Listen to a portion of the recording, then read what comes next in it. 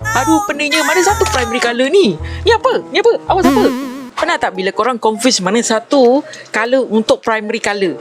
Pasti korang pening kan mana satu colour nak pakai ni, mana satu primary colour. So saya akan tunjukkan mana satu colour sebagai primary colour yang memudahkan orang untuk pilih colour dan buat colour mix.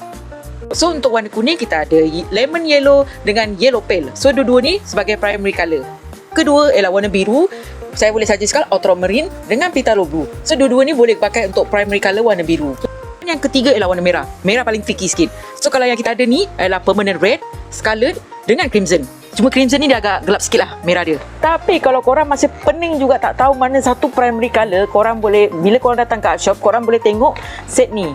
So set ni adalah primary colour. So you guys boleh nampak lah warna kuning, warna merah, warna biru. Saya ada hijau lagi. Saya ada purple lagi. Inilah primary colour. So you guys boleh lah komen di ruangan ke apa-apa, cadangan ke apa kan. Like, komen dan share untuk video seterusnya. Westart Inspirasi Kreatif.